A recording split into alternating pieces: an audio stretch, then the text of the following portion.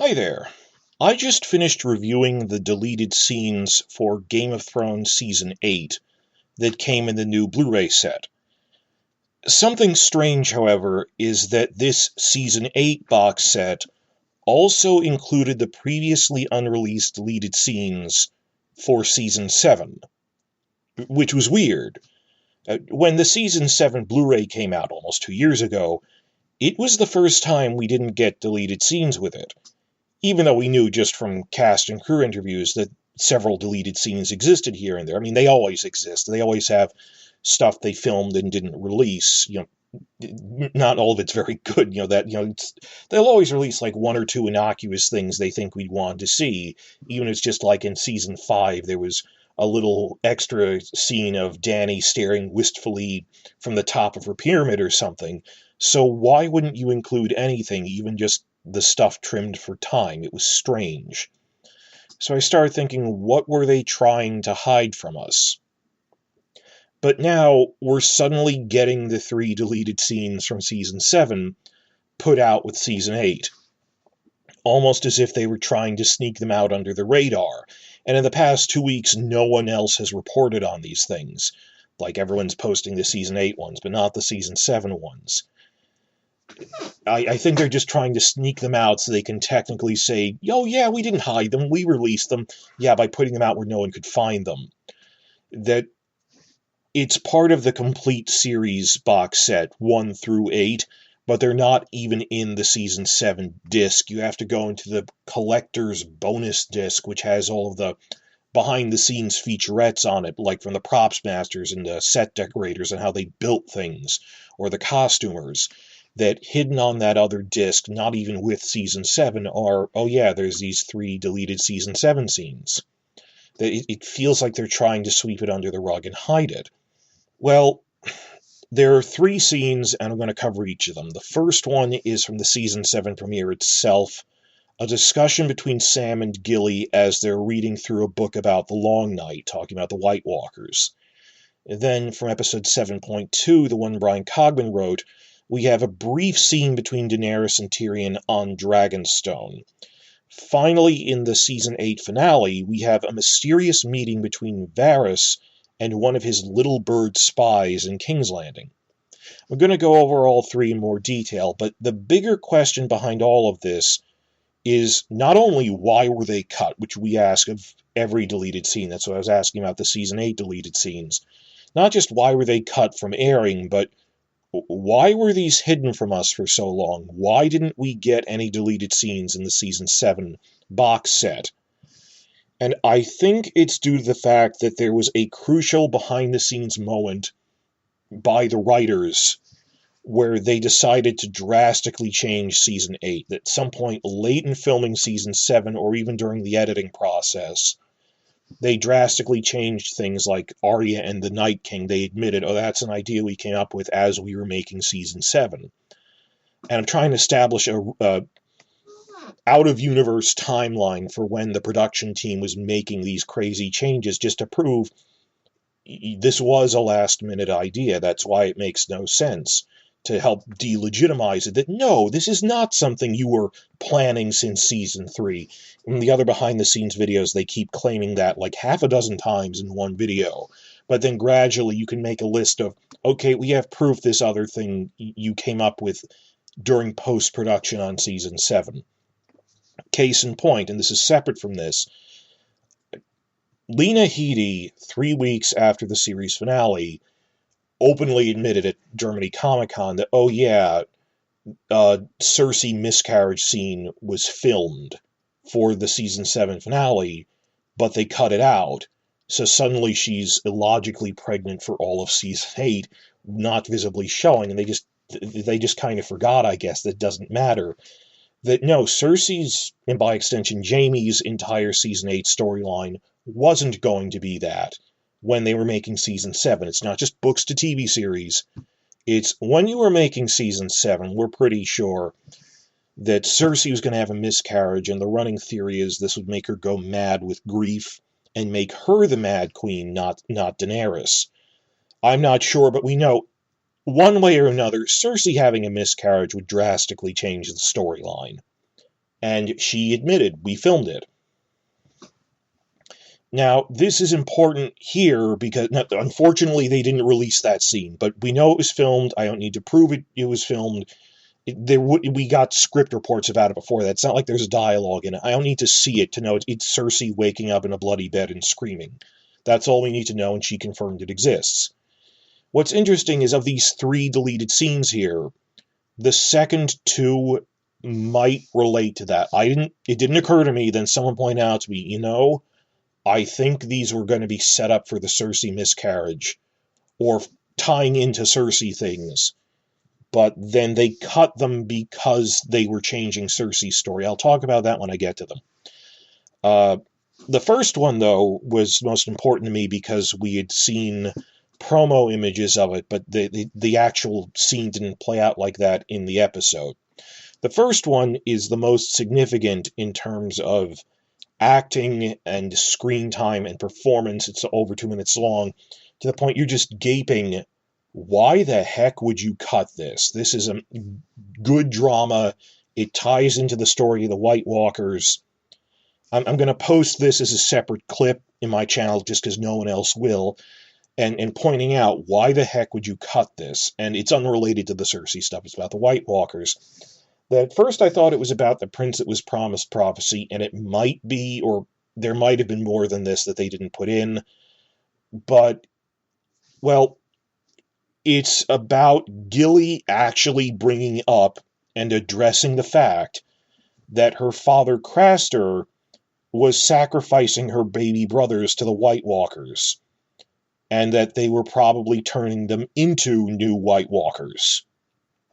And it's a pretty straightforward scene. She reads a page of a book, which is really borrowed text from The World of Ice and Fire about the long night. Not that it matters. It's just what old Nan said, that there came a winter that lasted a generation, and the sun hid its face in shame.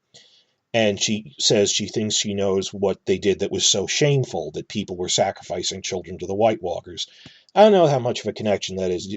She uses it as a launching off point to bring up her own past, whatever. That she then starts talking about, well, once when Craster was going to sacrifice another one of my baby brothers to the White Walkers, he got pretty drunk first and said to his son, "Come on, time to meet your brothers." Which, this is from the books, and that she says also some of Craster's older wives, her sisters, they once called the White Walkers Craster's sons. So, she's putting 2 and 2 together here, and she says that back in season 3, when it was Sam saved her from that White Walker that came after them and her baby by stabbing it with dragonglass, she says that when it came after them, under all of her fear, even at the time she realized this, she was under all of her fear, she was horrified, wondering if the White Walker knew who she was and recognized her. She laid eyes on it, and under all the fear, she was horrified. Does it recognize me? Maybe it's one of my brothers. And just the whole way this scene plays out is great. I mean, evocative dialogue, wonderful performance by Hannah Murray, one of the best performances she's had on the show in years. In terms of, not her fault, one of the best material they've ever given her to fuel a scene, when she's not just, hey, I'm Sam's girlfriend. This was one of her best performances, fueled by great dialogue, or it would have been had they not cut it out at least, that this is on the cutting room floor, that people didn't get to see this from Hannah Murray. And I really like it when you have a horror movie where people in it act intelligently. Like, no, let's not split up. Let's stay back to back and arm ourselves with weapons to make sure nothing can sneak up on us. Or putting 2 and 2 together that, yeah, the bad guys, the crazy serial killers stalking our house probably have traps at the doors. Let's try to find another way out. When people in a horror movie are smart enough to have common sense, that it's just a nice little common sense scene of a character like Gilly putting 2 and 2 together and going, Craster called them hey, time to meet your brothers, and the other wives said they were his sons. You know, I think the White Walkers are turning baby boys into new White Walkers. So good to have people in a horror situation, a fantasy situation, who are self-aware and smart enough to figure things out.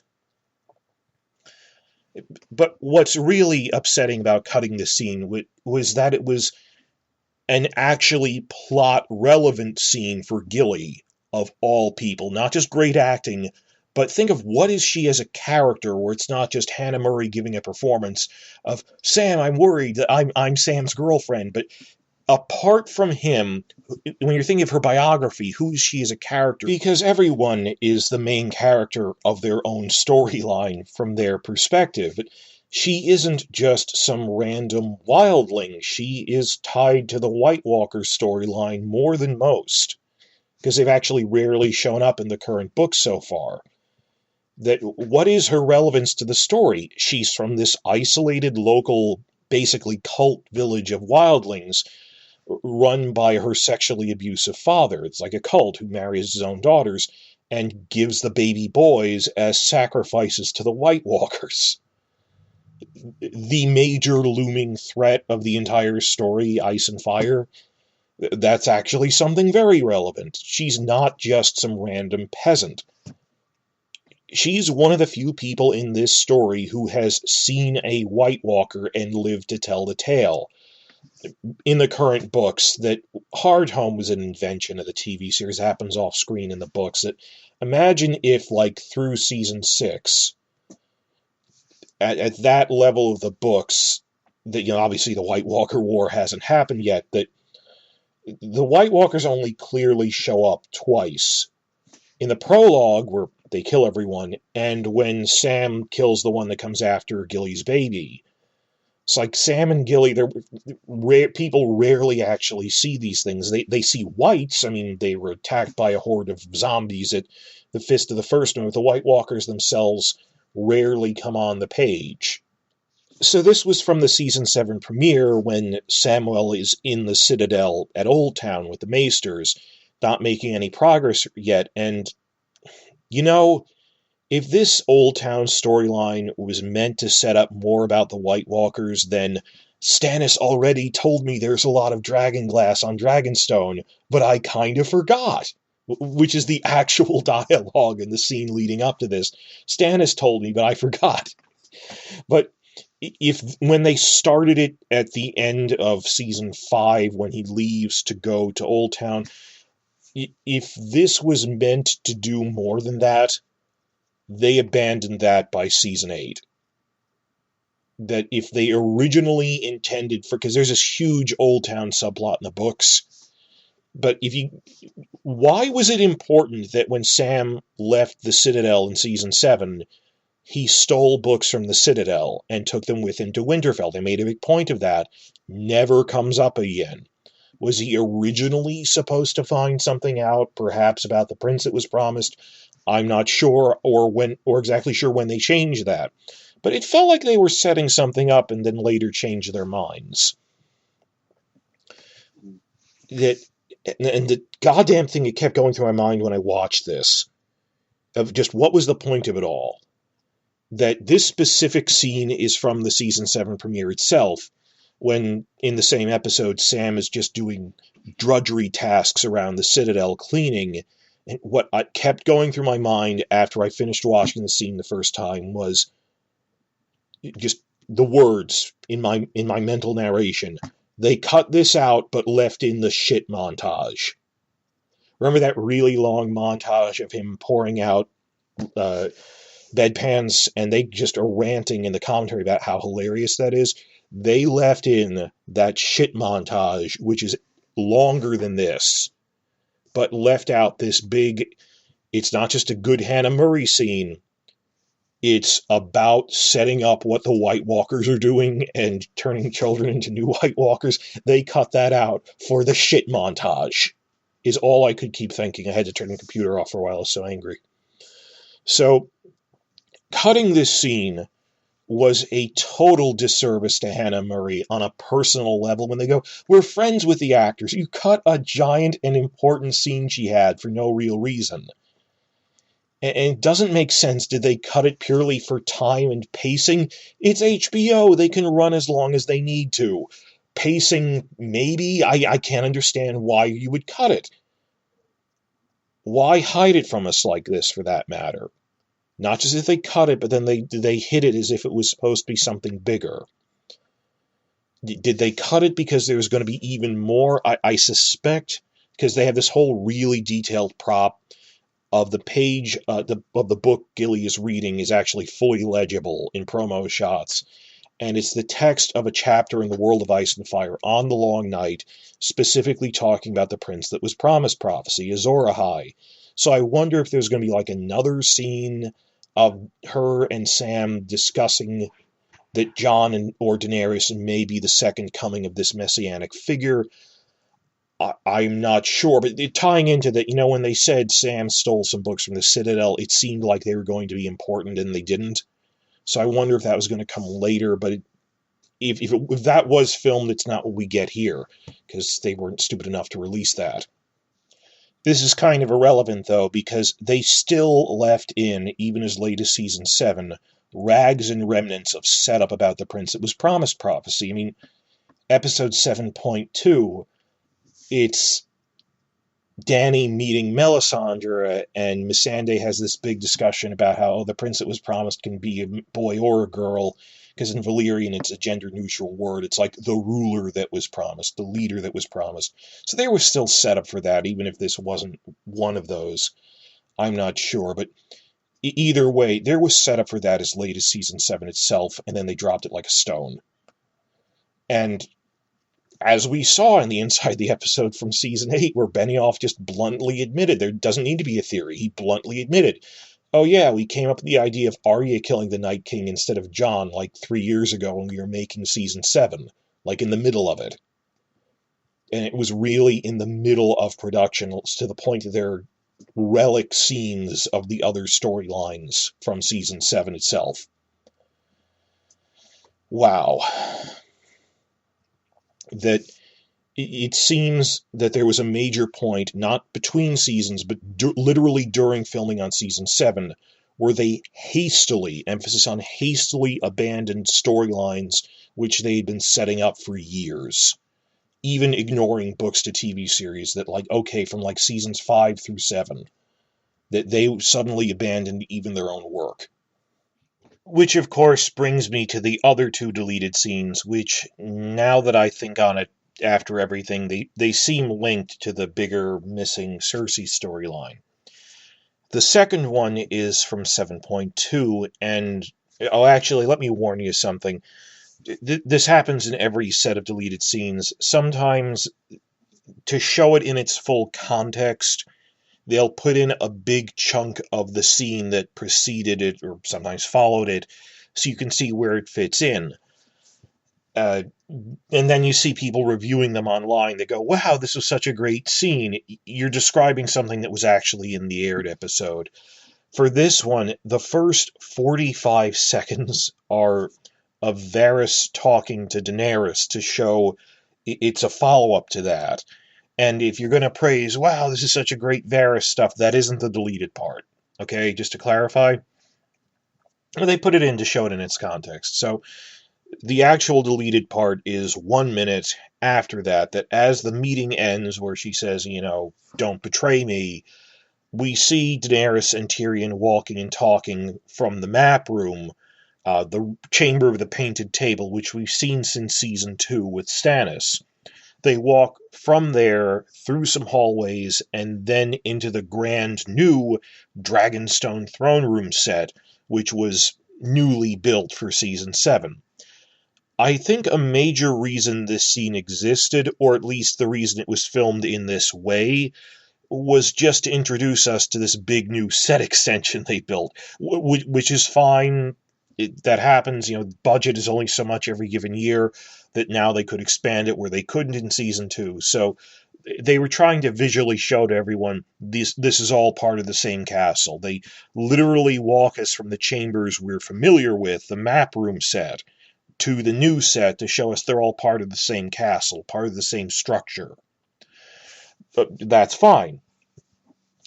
at first I thought they just cut this for time, but as other people pointed out, what's concerning is their actual discussion.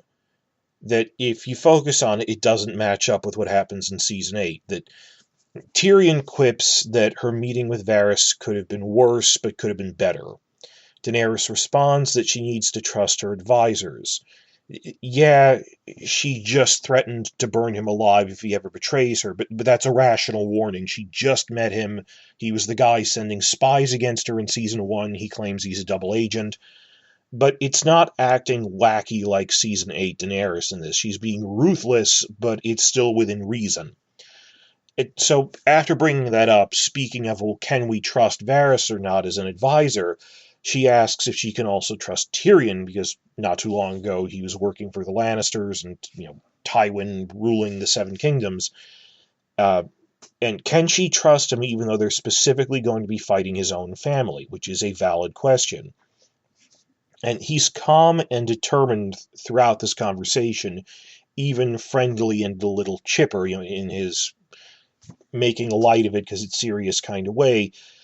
He goes, "Oh, fighting my family." He goes, I point to my own past as proof of how I've done. Isn't that enough? That he's alluding that, oh, can I be trusted to fight my own family? I literally killed my own father because he betrayed me. So why doubt that I can fight the other ones? But in dialogue, it's a little briefer than that, but that's the point he's making. That's fine. In dialogue, he then directly states that, quote, Cersei has been trying to kill me since I was 2 days old. I'd be happy to return the favor. And really, this is something Book Tyrion would say, something Book Tyrion would and has recognized. That by Book 5, he's just, Cersei is a monster, and not just to me, but to Westeros, and I would happily kill her. Saying that she has the patience of Maegor, the wisdom of the Mad King, that she is not mentally stable. The book Cersei is a narcissistic monster, incapable of loving anyone, not even her own children. And, I talked about in other videos, Benioff completely screwed that up because he likes seeing Lena Headey do motherly mode. And then flip-flops between she's being this crazy, I'm an evil queen, I'm going to kill Missandei just because. And then next episode, she'll be all motherly and happy. It's like, what do you want out of this? It's not that I don't like TV Cersei, it's that there is no TV Cersei as a coherent character. It's just pushing the actor between different random scenes, and we wised up to this a couple of years ago by this point. This isn't news. We know you're shilling them for awards, and there is no consistency. And it's upsetting seeing the actors left to try to fumble their way through interviews explaining why their characters are doing things that make no sense. But the point is, this is something Book Tyrion would say.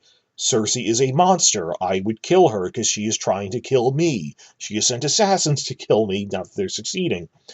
And when she puts out an open call, kill all dwarves that you can find as a bounty. We saw that in Season 5 briefly. That's in the books too. And it's also the way he says it in this scene, though, with no reservations, almost cheerfully quipping, Cersei's been trying to kill me for so long, I'll kill her first. She's a bad person, she's hurting Westeros. But then, starting around the end of Season 7, did you notice that they had him randomly shift into desperately trying to make peace with Cersei, who he knows is crazy, and this makes as little sense as trying to make peace with Ramsay against the greater threat of the White Walkers. He of all people would know she won't listen to reason. And even on paper, you might be able to say, well, the existential threat of the White Walkers might influence her, even though it really wouldn't. It's contrived, but there's at least some internal logic, attempt at logic at that, is a better way of saying it. Even though the execution is awful. But then by Season 8, for no reason, we have Tyrion desperately pleading with Cersei that he doesn't want to kill her and to think of her baby and all that. I loathe that scene at the walls, where this is something they must have thought up as they were making Season 8, as awards baiting for Peter Dinklage. He's talking in this pleading, tearful voice, and she's on top of a castle wall. She can't hear someone speaking at that volume. If she were rational and I'm breaking all attempts at peace by killing Missandei, she would try to shoot him with arrows. That she's broken every law of war, that there is no reason he would survive this. And he really shouldn't be speaking in such soft tones. They're to show off the actor.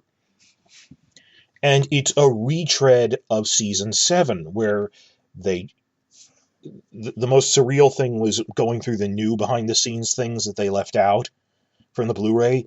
One of the ones where even Peter Dinklage remarks on, yeah, it doesn't make much sense for him to be trying to make peace, to appeal to her love for her child in season 8, and when he's at the walls, when this is specifically what he did at the Dragon Pit meeting in season 7 to try to get her to help them, and it didn't work then.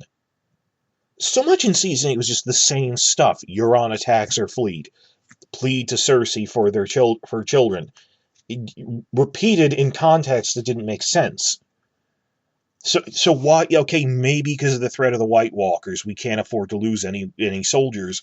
But why does season 8 Tyrion, after the White Walkers are defeated, suddenly have reservations about killing Cersei? Particularly after she betrayed them. Specifically, and yet again.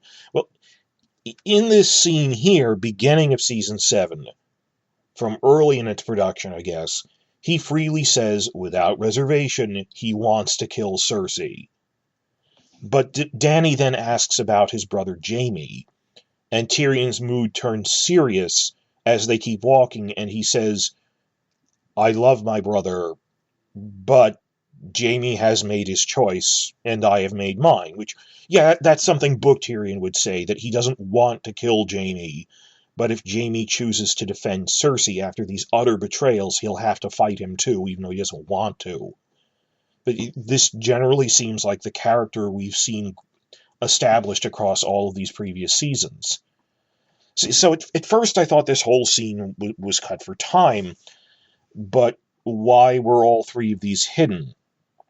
So I don't know, was this simply lumped in with the other two? And it's maybe only one of these three scenes was considered controversial enough they tried to hide it, and the others were just lumped in with it. But then why didn't they release a bunch of other deleted things we know were filmed and trimmed for time, like Varys talking about the situation in Dorne after Ilaria is gone? We know that was filmed, but Cogman said it.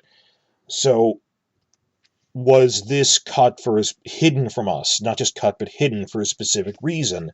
And the more I thought on it, the more I thought, this seems like it was actually an important setup scene for Cersei being the end villain before they drastically rewrote season 8. That this was before they were trying to redeem Cersei, of all people. That maybe all those scenes of season 8 Tyrion concerned about killing Cersei were last-minute changes invented to win Peter Dinklage an Emmy Award. The Tyrion we see in season 7 in this scene would not cry over Cersei's corpse like he did in the finale, showing off Dinklage. So I think that might be why this was cut, because it's tying in Tyrion openly saying I would kill Cersei to suddenly not wanting to. That seems related to that. But the third and final deleted scene is entirely new content. There's no lead up to it. I'm not sure where it fit exactly, but it's from the season 7 finale at some point. Varys is secretly meeting with one of his little birds, his child spies in King's Landing. Now, this was the same episode as that big meeting at the Dragon Pit, filmed in real-life Roman ruins, and it seems, given the location on screen, this was supposed to be like some other part of the same complex, because it was filmed in the same ruins, whatever, somewhere nearby, whatever. Varys meets with a little bird we actually saw before, the dwarf girl, in season 6, who was credited as Frances in season 6, but he calls her Trella in dialogue now. Maybe they thought Frances sounded too modern and it was meant as in reference, I don't know.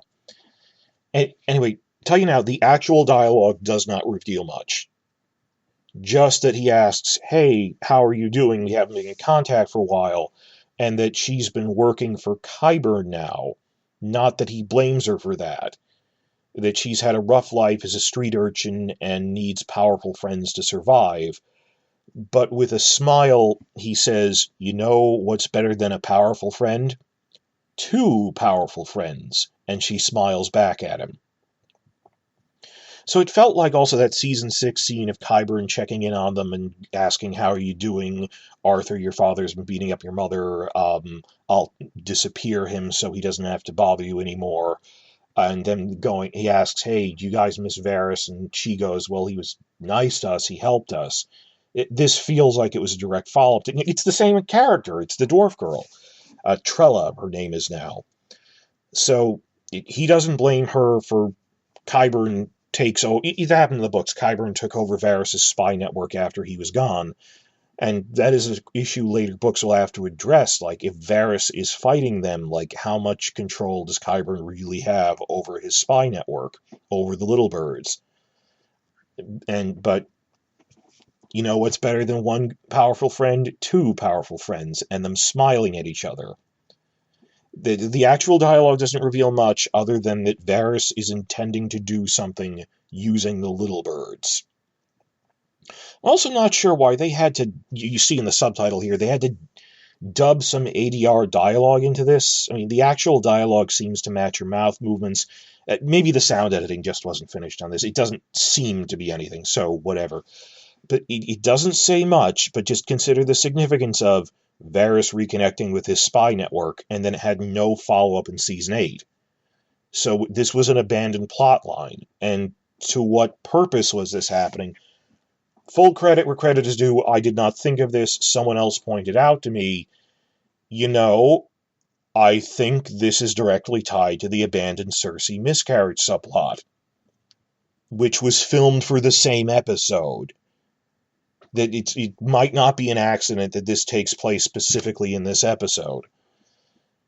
And the theory, and this wasn't my theory, that maybe the way they were going to do it originally was that Cersei had a miscarriage because Varys had her poisoned using the little birds, it's physically plausible. I mean, the Red Keep is filled with hidden passages that Varys knew, but it raises other questions.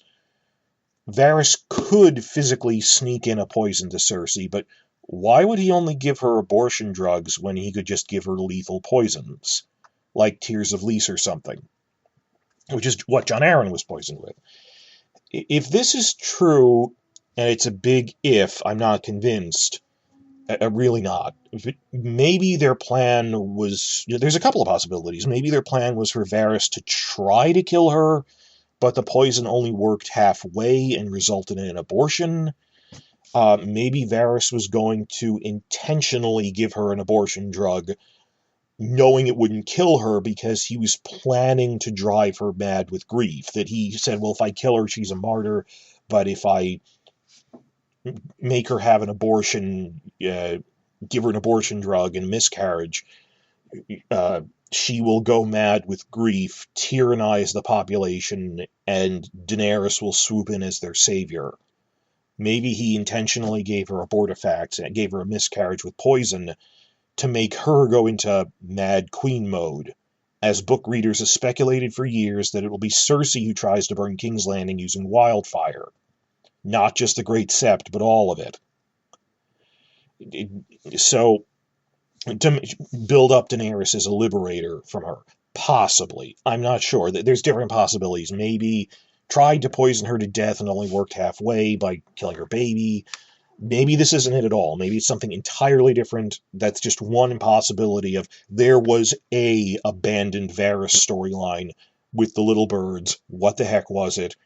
And some people pointed out maybe it tied in with the Cersei miscarriage, which was also filmed for the same episode. It's possible. I'm not even fully convinced. This is just, I'm putting it out there for you guys to discuss because we need to investigate this further. So it's because Varys had this bigger storyline in the books that was totally abandoned. So at first, these looked like minor scenes. It's just, what are you building up with Varys here? This might be very important. But we don't need to prove that a Cersei miscarriage scene was filmed for the Season 7 finale. Lena Headey herself revealed that. And the mind boggles at just how drastically different her storyline was going to be. But I'll cover that in more extensive videos. I mean, it's not like Lena had I don't think she had an outline of what the original Season 8 was going to be like. This is something people should ask her at live interviews, because, well, you publicly admitted your character had a miscarriage. How different was her storyline going to be? We know this isn't the original ending. Well, coming up after this, I'm going to be posting clips from the behind-the-scenes documentaries exclusive to this Blu-ray, in which, more than once, Benioff and Weiss shockingly, stupidly just keep blurting out, oh yeah, this is another thing we came up with during Season 8 itself. I mean, like half a dozen times, like a lot of times, with no self-awareness. Like, you know, they said, oh, Arya killing the Night King is something we thought of only 3 years ago. And it's just, why are you telling us this? You keep that a secret, you idiot. Like, things on that scale multiple times, admitting this is something we came up with recently. Like, why are you telling me this? And some people are trying to analyze, will Daenerys do this in the books, or will Bran really be king? No one is investing time and energy in proving, will Arya kill the Night King, because they admitted to it. It's not just part of the writing phase. They make things up at the last minute. Or that there might have been a Daenerys pregnancy storyline as well. They seem to act like there was going to be in the Season 7 Blu-ray commentary. So these are more pieces to the puzzle. Important pieces. I don't see the full picture yet, but it seems that there was some point near the end of filming on Season 7, extending into the editing phase, where Benioff and Weiss drastically rewrote what they intended for Season 8. Whatever they were intending when they were starting to film Season 7, they threw it out.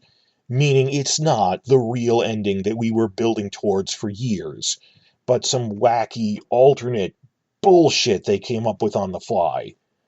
So here we've got some more Sam and Gilly set up for something with the White Walker storyline. Maybe there was more about the prince that was promised, I'm not sure. Why would they cut that? It was such a great scene for Gilly, and set up for Tyrion wanting to kill Cersei, and set up that Varys was doing something with his spies in King's Landing. Please use these pieces of evidence to try to fuel your own theories and investigations on what the heck was happening, because no one else is going to do it for us. Well, please stick around and follow my channel after this, as I try to parse through all their lies in the other Blu-ray interviews and commentaries. I'm going to be posting extensive clips.